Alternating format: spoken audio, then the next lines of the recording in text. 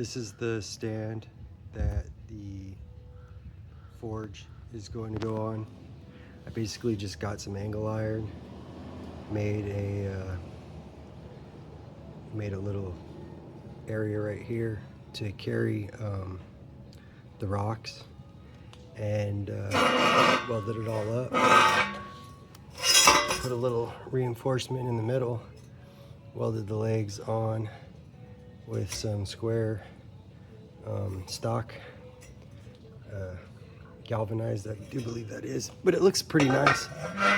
So I'm going to put a little piece of wood to keep the rocks in, and the rocks are going to go in here in a minute, and then I'm going to set my forge up on it, and then we'll get over to the new Anvil stand and installation of the hold downs and all that jazz in this next clip.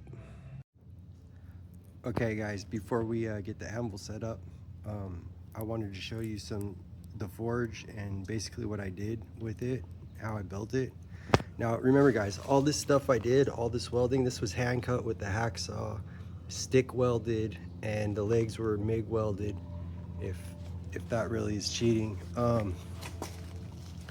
Okay, the shoe box here, this is a shoe box, so it's horseshoe style. It's more wide than it is long, I'm sorry, it's just wider and narrower. So basically what I did was I got some good gauge metal, and I formed the box, TIG welded it on the sides, and then I got some hollow square stock and I tacked that all around the bottom, top, and sides, and welded it on the corners. And then I put some about maybe 1.5 inch long bolts filed into a square to fit this real snug, and I pressed them in to stiffen the sides up. Now this is a stiffener, so the box doesn't deform or anything if it gets hot.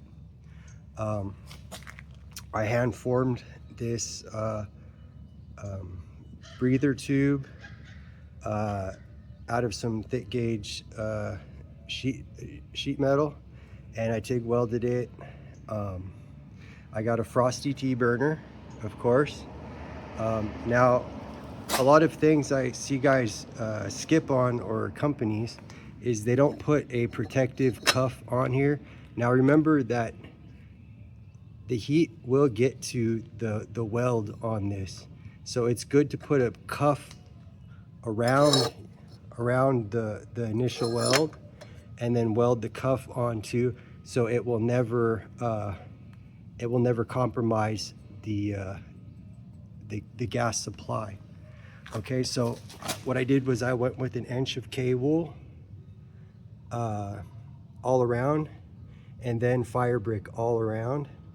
So we got good insulation, and of course we have a protection for the gas supply line, a little bit of protection in the front, so the dragon's breath doesn't get the line too hot, even though I have a braided steel line just for a little extra insurance. So that's the forge. We're gonna get onto the Anvil installation.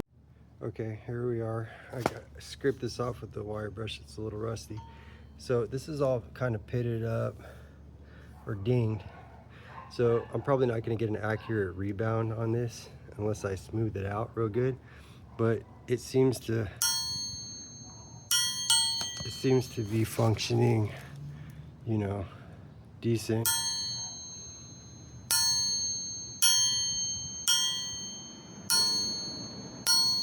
I mean, all right fellas, we're basically all set up. I just have to weld that cuff on, and these stiffeners on the side here. I got all my insulation ready. It's all in there.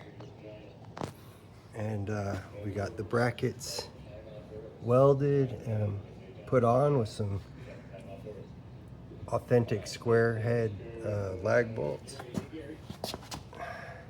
And we'll cut to this next clip when I have the chain on.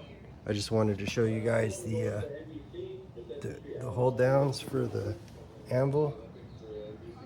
All right. I can lift this up. It can come out of here. No problem. So if I need to move it, it's not going to be a problem. So cutting to the next clip here with the finished chain on.